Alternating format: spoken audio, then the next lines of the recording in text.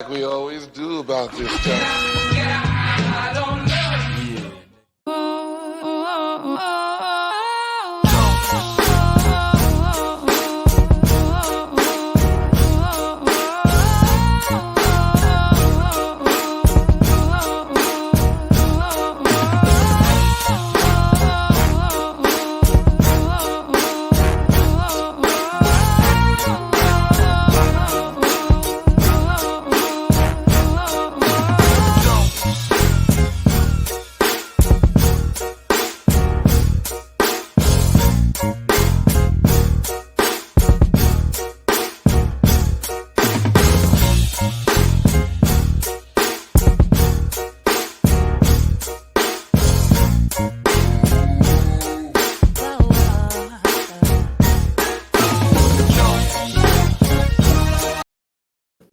What up, what up, what up?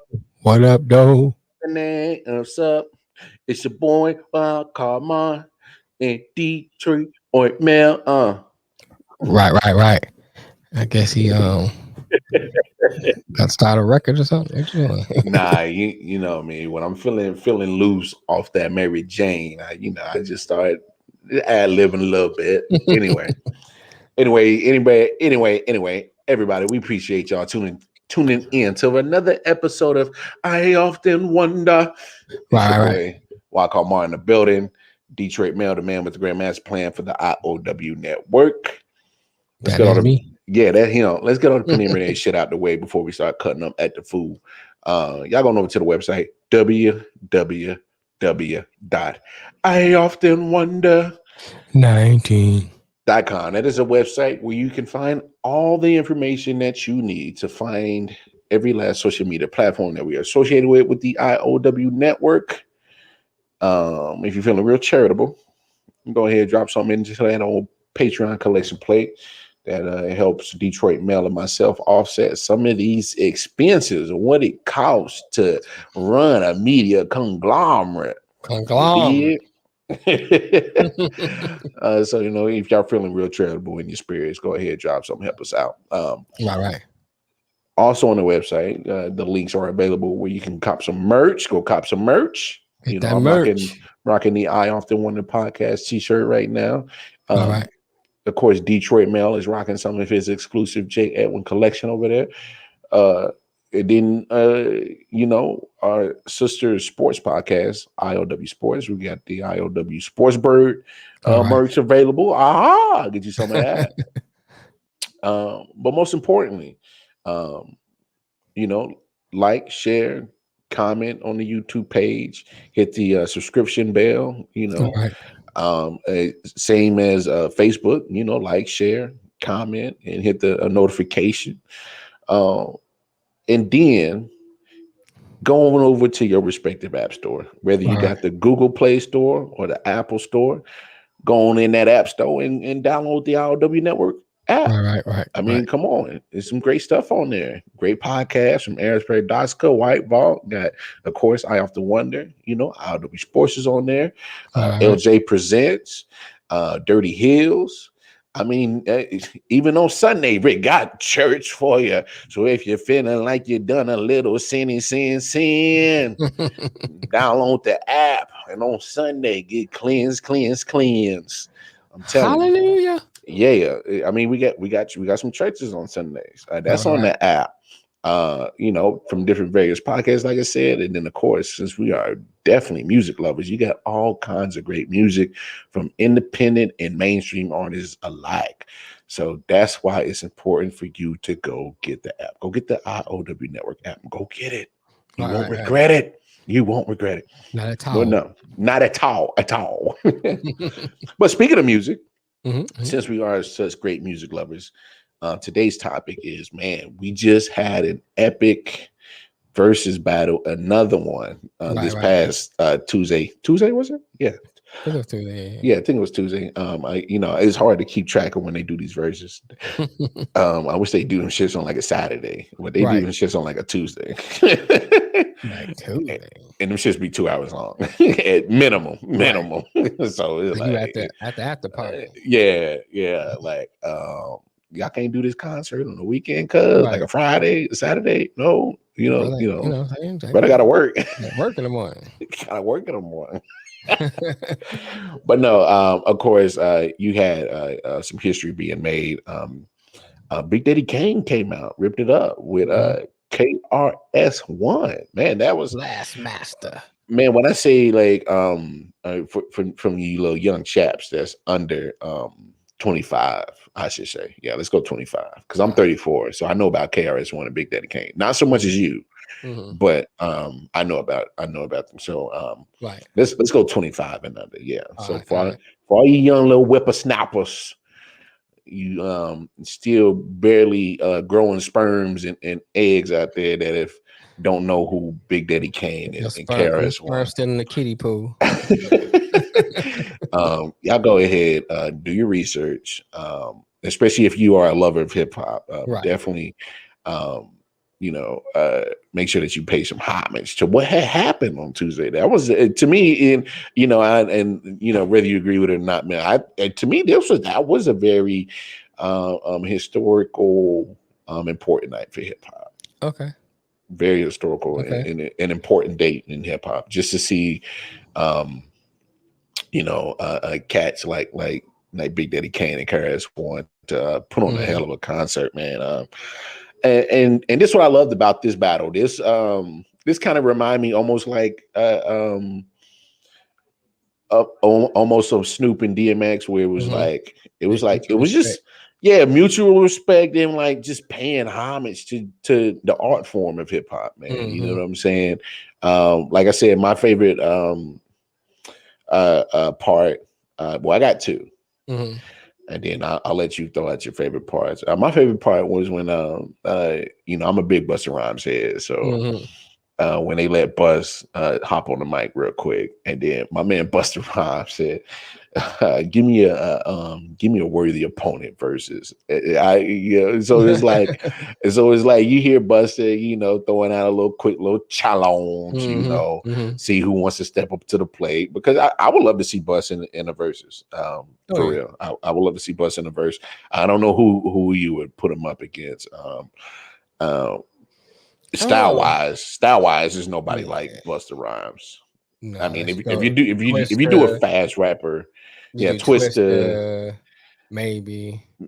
Yeah, that's probably.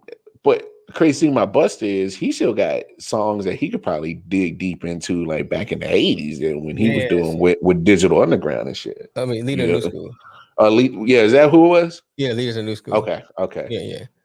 Right. Because him being around Tribe Called Quest, he used to kick it with them. Right. So I'm pretty sure he got some songs that he could dig out that but his catalog is pretty long. Yeah, it's pretty long.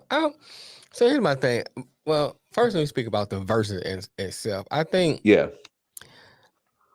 when it first came out, everybody's like this person against that person, and then it's I think each one kind of evolves to something different. I kind of more enjoy where it's just like a mutual respect. We just playing our music because when you look at a versus like this person, that person, it's still based on perception. You know what I'm saying? Who won or who didn't win. Now I would say Dipset and Locks, so that was a clear winner. You know what I'm saying? Yeah. Dipset would sound like garbage. I mean, it's like they wasn't flowing with the music. The timing was off. It was just like chaotic. I mean, and then it was a mess. And Jadakiss stole the show. Oh, come on. Hey. So outside of that, and a Teddy Riley and Babyface, those are the only ones I can think of. It might be ones I'll be forgetting. Those are the only ones I can say that was kind of like, nah. You know what I'm saying? Like they didn't really vibe well. I didn't see the Brandy, I think, and Monica. I didn't see that one, so I can't really speak on that one. I saw clips of it, but I'm not a big R&B head like I am like compared to hip hop or Brandy and Monica was for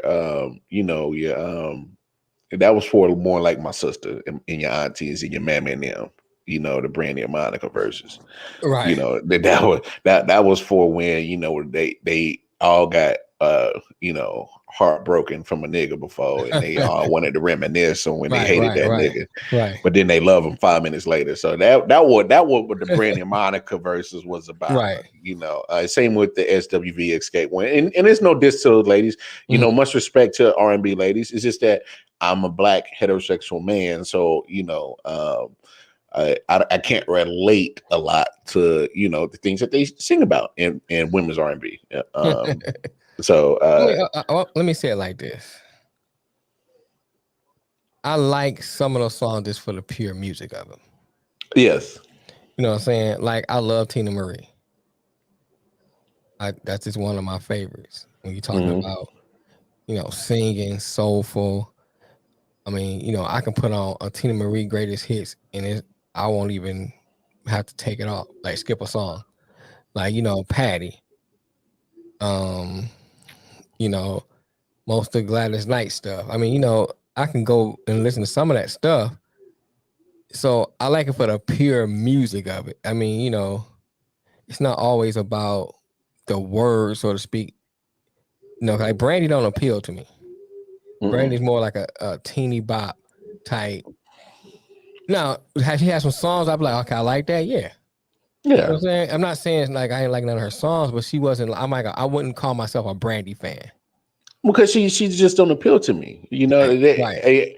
And I think we said it before that sometimes you listen to a lot of music that you can relate to. Right.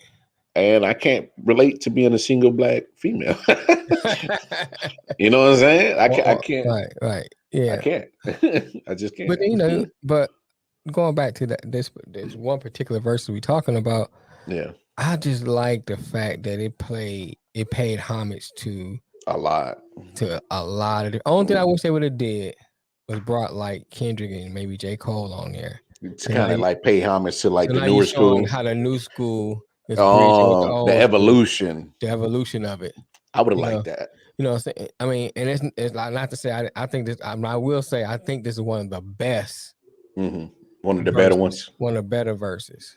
Yeah. Because it like for people who really love hip hop and the ones that's like my age and maybe 10 years under that can kind of go to when it started, at least was around when it still was an infant.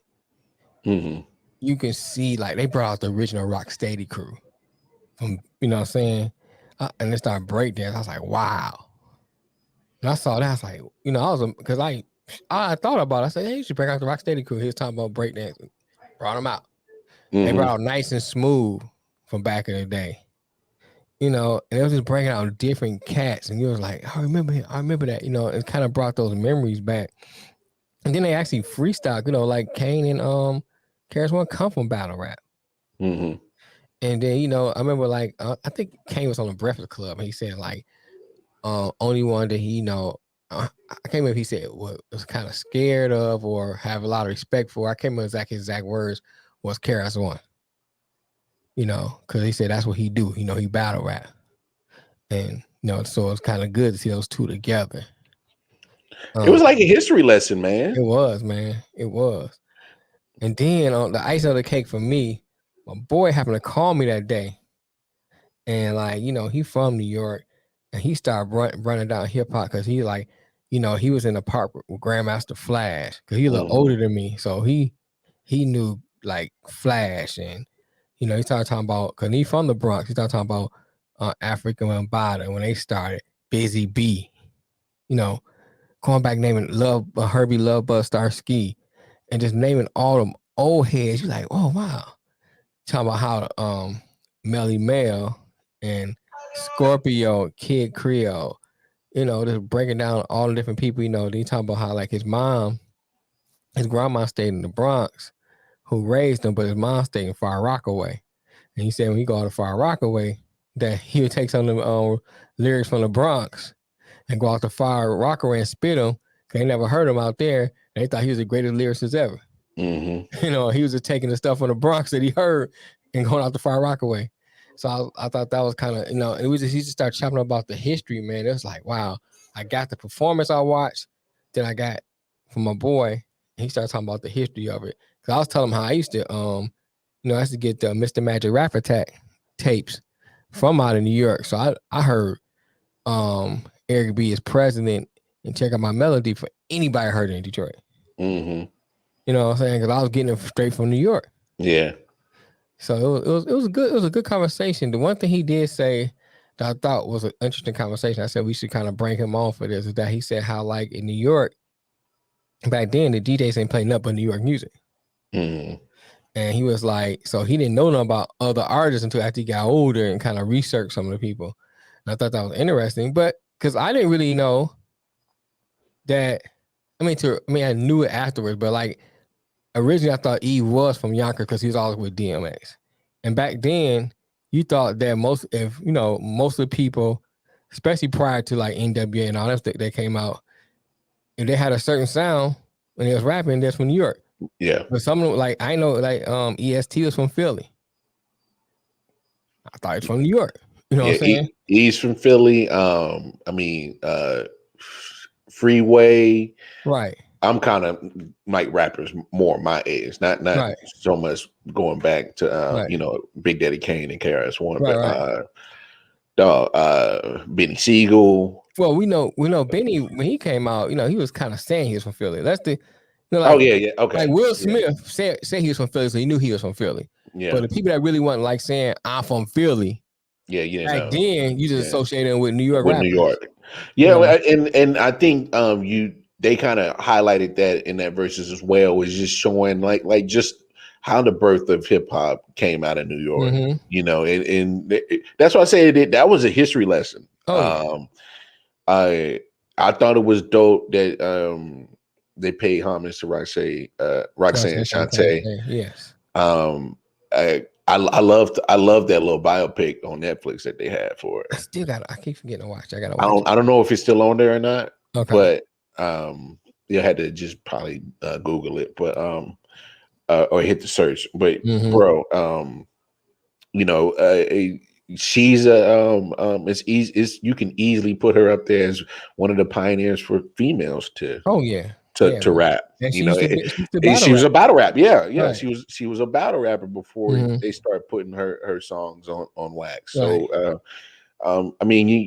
she is probably one of the first true females that you can say was the embodiment of the beginning of hip hop. So, I love that they paid homage to her on that. Oh, so, here's the thing. So since we're talking about hip hop and everything, and and the birth of hip hop, one of the conversations that we got into was like, like the Southern rap, how they kind of took over. And, we kind of talk about the evolution from out of New York. And then like, cause he never heard of like T La Rock. That's them guys out of Florida like T La Rock, Magic Mike, of course 2 Live, but back when 2 Live was doing more dance music. You know what I'm saying? I was hearing them back in the 80s. And then of course, you had Ghetto Boys out of Houston. UGK was out, but Ghetto Boys put Houston on the map. Yeah. You know what I'm saying? And then like when UGK started getting more and more traction, then it's like, oh yeah, UGK too. You know what I'm saying? But Ghetto Boys put Houston on the map. I think that's a fair assessment because it really, if you really want to, I don't know most people's opinion, but probably wasn't a pocket full of stones till UGK really got really put on. Right. And people was like, and that was in the Menace Society soundtrack. Yeah. And then if you go to LA or California in general, unless you was a real hip hop head, people don't really rock on Ice-T like that. True. You know what I'm saying? Ice-T. I liked Ice-T back then. Don't get me wrong. You know what I'm saying? I had the Power album. I had the 6 in the Morning album. Yo, you know what's crazy? Here's a crazy comparison. I would consider Tech Nine almost like the modern day Ice-T, where he's like, he is hip hop, but his hip hop is so different that you'll get the masses or the majority that probably don't understand or respect his craft. Mhm. You know what I'm saying? Because it's different. It's different. Right. It Ice T's was different. Tech mhm. Nine is different from your I guess your quote unquote um I don't want to say standard hip hop Right. artist, but Well, you if know, you look at it, if you they're look just at a it from different mode. you look at it from back then, New York had its own. East Coast has its own sound. I say East Coast. You still have Philly guys that was out there too. They had Yeah. their own sound. Every now and then you had a guy from DC that pop up, but mostly it was New York and Philly. They had their Yeah. own sound. When Ice T was out, that LA sound still was different. And he was like doing gangster rap before gangster rap was popular. And Hmm. and he was doing like a lot of he was doing like a lot of stories. He told a lot of stories. And Yeah. that's what I liked about him. He did a lot of story rap. Like 6 in the morning was a story. Hmm. You start talking about 6 in the morning, police at my door, fresh as speaking across the bathroom floor, and you start going through his whole day, you know. And then he did a lot of political rap. Like Yeah. Squeeze the Trigger, that's a political song. You start really listening to Squeeze the Trigger, that's a political song.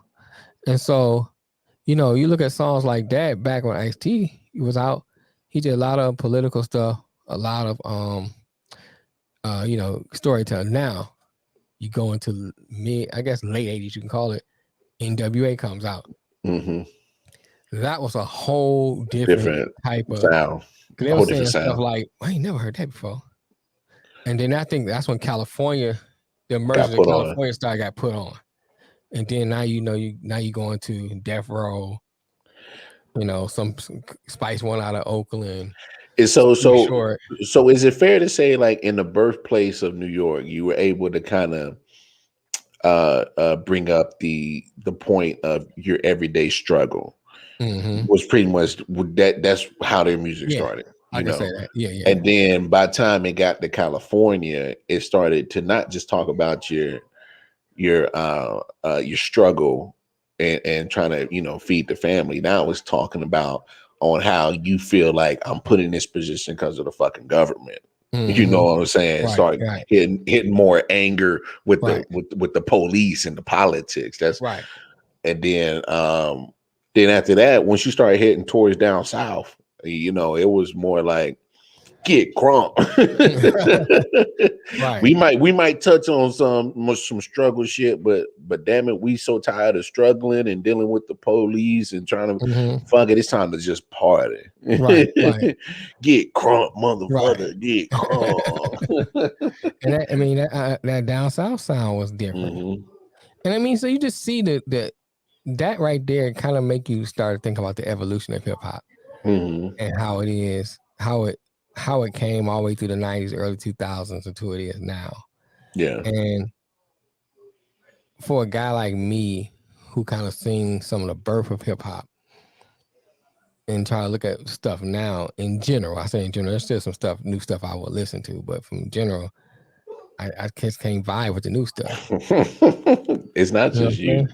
It's not just you. It's saying? literally it, it it's hard, man. It's because it's like you can see and feel the commercialization of hip hop. You can Hmm. just feel it, you sense it, you hear it. Right. Because it's like, yo, there's no way that if Jay-Z was consistently putting out albums, or whether you like him or not, but or Hmm. if Pac was still alive and Big was Hmm. alive, there's no way you would get an album to even crack the top 100. They would Hmm. drown you out because you Right. you come talent wise, you auto tune and a beat, man. You real limited. You got auto tune the beat. You got to hit. Yeah, you real limited. So It's just I don't know, man, and I don't want to diss the new guys because I because majority of them look like us. and yeah, So I don't want to diss them. I don't want to knock their hustle. no, Get your hustle on. but So I I'm can't not. rock with it. I can't It's rock. just I just say for me I in can't. general, I just don't. Yeah. I don't rock with it. You know what I'm saying? But we weren't gonna be here long. We just want to kind of talk about the verses and stuff, and kind of talk about hip hop a little bit. If y'all have any comments, please drop comments, man. We want to hear what y'all think about the verses with KRS One and Big Daddy Kane. I thought, man, I thought it was great. I thought it was one of the better ones. A straight hip hop history, and all that we just said to about the new generation and the evolution of hip hop. I think that was refreshing. The timing of that versus battle, to me, the timing, right, for that to happen, just because dealing with this new brand of hip hop, if you like it, oh well, me and Mel ain't too favorable of it. I like the beats, if I'm going to the gym, get my head bopping, it make you bop. But once that auto tune start coming out, them voices, man, it's kind of here's my thing. I don't know what the hell y'all niggas is saying for half the time. So I really don't, because y'all because they muffling, you know what I'm saying? Like you mumbling, right, and you barely open your mouth to enunciate the words that are coming out. So that's one thing. I like Future, like I could only catch half of his words. Like I'm being so serious. And is because you're already mumbling. And then you throw in the auto tune, and so your voice is distorted. So now I'm listening to distorted mumble, and then I'm like, I don't know what you're saying. I mean, That's the thing. you take mask off.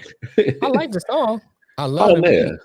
But then I started like listening to what he was saying, like Molly Percocet, never chase a bitch. I'm like, okay, where's the substance? The substance, and how it's not. I don't see the connection of what he's saying. You know what I'm saying? It's just like he just kind of like saying, to me, it sounds like he's saying random stuff. Yeah. No, like I said, I like the song because the beat is nice. His voice goes with that beat. I can rock with it. But at the same time, be like, but really, what are you saying?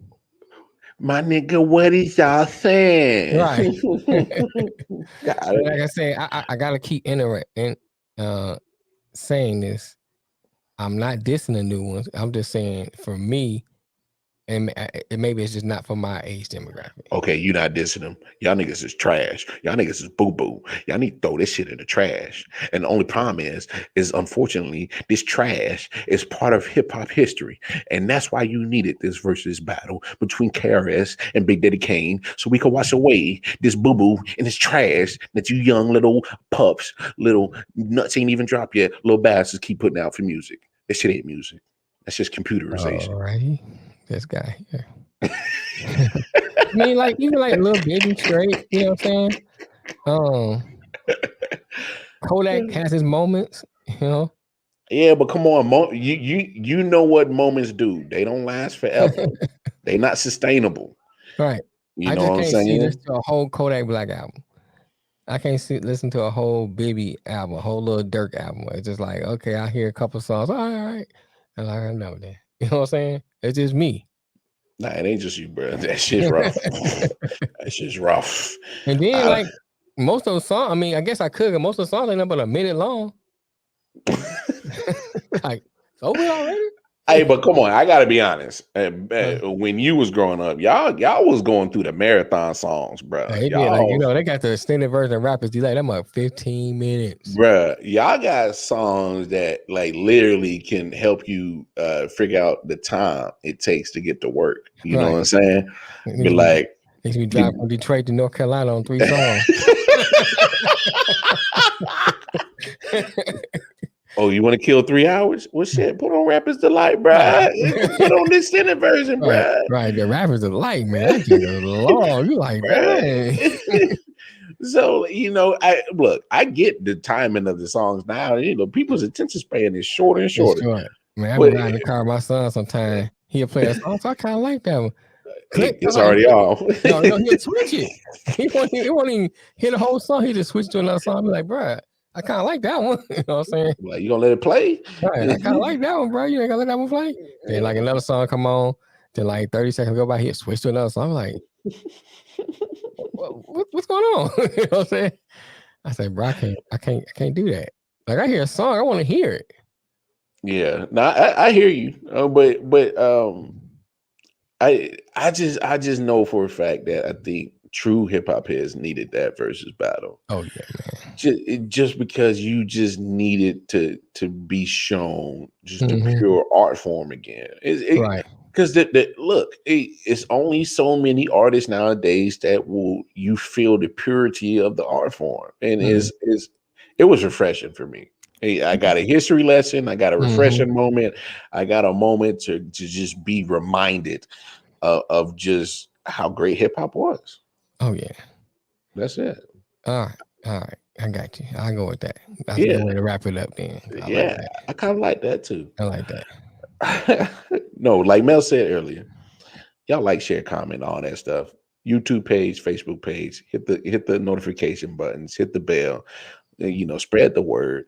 Um, you'll never know what we talk about. Oh yeah. Maybe something that you put in the comments, it might be our next topic. All right, next topic. Chop it up. You never know, but chop it up with your boys to only find out. Of course, it's your favorite podcast, Gang. Your boy Gang, gang. Wildcard, your boy Wildcard Mar, Detroit Mail over there. We signing off until the next episode of I Often Wonder. Y'all make sure y'all go cop the app, the IOW Network app. Like I said, like, share, subscribe to the Facebook, YouTube page. Go get the merch. Go get the that merch. merch. Like, yeah, go do all that. But no, it's been real. Your boy Walk signing off. Detroit Mail. Till next time, folks. Peace.